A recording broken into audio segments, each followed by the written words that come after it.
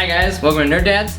Today we are talking about The Killing Joke, one of the greatest Batman graphic novels ever written, how it is going to be an animated film, and whether or not it's going to be one of the best Batman movies ever made. So here we go. Okay, so last week, Killing Joke was announced that it's going to be, Killing Joke, they announced that, I believe it's Warner Brothers Studios announced that there's going to be an animated adaptation of Batman The Killing Joke, which is, hands down, critically acclaimed, one of the greatest graphic novels, or one of the greatest Batman graphic novels ever written. It's really short, it's about, you can probably blow through it in like 15 minutes, but man, it's just a deep introspective on the Joker, his origins, and kind of how he is the way he is, and his worldview, basically. Yeah. It really kind of boils it down. Mark Hamill has come out and said that he's actually going to be playing the voice of the Joker, which is awesome because as a Batman fan like myself, he's been playing the voice of the Joker since I was a little kid. He also has done the voice of the Joker for the Arkham games, except for Arkham Origins. All the Rocksteady ones he's done the voice of. And Kevin Conroy, the voice of Batman, also has said that he wants to come out and do it. Don't know if he will, but he said that he wants to. So that'll be, I'm just keeping my fingers crossed. I really hope he does get that, because just not only will that make the Killing Joke movie more like nostalgic for me, but it will make it feel like these characters that I've grown up with are growing up with me, because Killing Joke is a very grown-up graphic novel. Yes. So anyway, so Trenton, after reading The Killing Joke and after knowing that it's going to be an animated film, what are some of the things you would like to see out of the movie? I think that they're going to have to really draw on the dynamic and relationship that Joker and Batman actually have, and how Joker needs Batman, and Batman is so much trying to reach out to Joker so they don't have to come to a point where it's like, well, I'm going to have to kill him. Or, yeah. Right. Like within the first few frames, just like the initial setup of that, you can totally, they're really going to have to, it's going to be something that'll be interesting to see kind of where they go with their relationship, just because right from the get-go, it starts off with Batman kind of having a conversation with Joker and being like, look, this is going to come to an end. Either I'm going to kill you or you're going to kill me. And he's like, I don't want it to come to that. And throughout the whole comic, you really see Batman trying to help Joker, trying to basically save him. And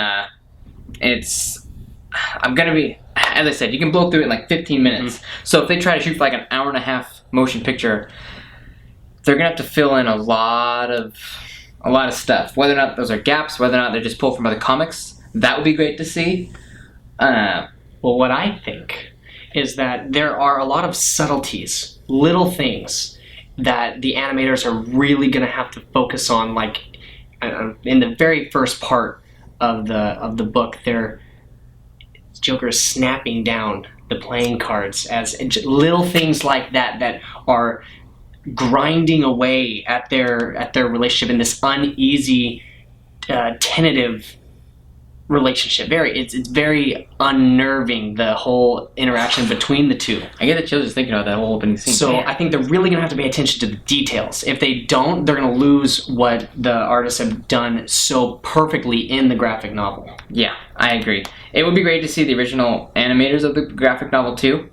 Oh yeah. Animate the motion picture. I mean, I don't know if that's something in their skill set. I mean, I believe it would be. I mean, it's art. I mean, however, it's very different in the stylistic, what they were doing with the style of the graphic novel. It's going to have, unless it would have to transition well, or be so starkly different that it's like, oh wow, that's very creative. How we've seen a couple other movies do things with comics that make it look very comic-y. Yeah, if they could pull frames and stuff like that, that look like frames from the comic book. Oh, man. Oh, dude.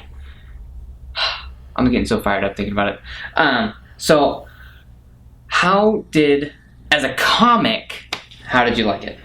The actual comic, the graphic novel. You know what? I actually thought that I wanted Joker to be a little secret to me, and them throwing him into this is how he started kind of, I don't know, ruined a little bit of Joker for me. However, Joker is still one of my favorites, and because his personality lends himself to not necessarily say this is how it happened. So I don't think that it's necessarily saying this is how Joker started. That's true. I mean, it could be. I mean, we're having flashbacks of Joker, so I've heard some theories being like, "Oh, well, we don't really know if this is the true origins of Joker." In my mind, I think it's the true origins of Joker, and the origin story on Joker for me was so well done. I loved it. I don't think it ruined Joker for me at all. Like I like knowing how he became who he is, and for me that actually makes that relationship between him and Batman even better, because where now both sides are coming from and how they got to be the way they are, and how those incidences kind of shaped their worldview. And I really am looking forward to seeing that come out in the movie as well.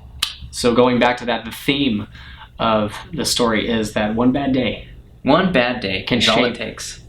Everything. Not only you, but the world around you. And so I think if they really want to reach people like me, those are the kind of things that they're really going to have to plan and move me right with animation, which is difficult, but I think they could definitely do it because they did it in the graphic novel. So I also like to note Commissioner Gordon. Oh yes. Without getting into too many details, the graphic novel is just as much about Commissioner Gordon and his character as much as it is about Joker and his character. I will have it noted that actually in the graphic novel there is some nudity. It's not necessarily like sexual. No. But it's there. I know for me, since I have kids and stuff, I just sharpened it all out. That's why, made it PG. But I really kind of hope that they don't put that in the animated film. I don't think it needs that. No, I mean, it didn't lose anything from, or at least it won't lose anything from not having that in there. Right. Because the animators do such a perfect job of telling you exactly what's going on without having to show any of that stuff. Like, man, that part was actually really, really dark. Oh, man. It. But it's going to be so good. All the dialogue, all the interactions, the reactions to said events. Oh my gosh, that's where they're gonna have to make that's the sweet spot right there. Oh man, I'm really looking forward to it. I'm like a little kid in a candy store right now. Like this has been, once I heard they're making it into a movie, I was like, oh my gosh, that's awesome. And then I heard Mark Hamill was gonna be the voice of the Joker, and I just about freaked out. Like I almost died. Oh. Yeah, Mark Hamill is seriously, before Heath Ledger, there was Mark Hamill, and I know we can probably debate forever about who is the better Joker, Mark Hamill or Heath Ledger, but man, it's so good. Do you think that the movie will give justice to the comic? I want to say yes, because the animated Batmans have been good, and especially with the voice acting quality, if the voice of Batman comes through and he stays as Joker, I mean, I think we're really going to see quality. I think so too. I'm actually not really. I don't know if I'm worried if it's going to give justice. I'm worried that it's going to be too different than the comic, if that makes sense, because the comic holds such a special place in my heart that I'm like, I don't want the movie to stem too far away from what they were trying to convey in the comic. So, but if it's anything like Batman Under the Red Hood, which is seriously in my top 5 greatest superhero movies of all time, not Marvel movies, not animated superhero movies of all time, just any superhero movie of all time, Batman Under the Red Hood nails it. And if it's anything like that. So if it's anything like that, there's going to be no issue. It's going to be great. It's going to be outstanding. So watch it. So I'm looking forward to that. They haven't announced a release date or anything for it yet, so we don't know when it comes out. We don't know when it comes out or anything. They haven't even announced a writer or a director or anything. They just announced that Mark Hamill's going to be in it, and Kevin Conroy wants to be Batman. So yeah. So be watching out for that. In the meantime, check us out on Twitter. Check us out on Facebook. Check us out on the Instagram. And check us out on Twitch, baby, because we be streaming on there all day. all that day. Playing Heroes. Oh, you're playing Heroes. I'm playing Heroes. Playing Hearthstone, playing Destiny. Good times happening on Twitch. So anyway, check it out. And of course, check out our website. But in the meantime, stay nerdy, guys. Take it easy.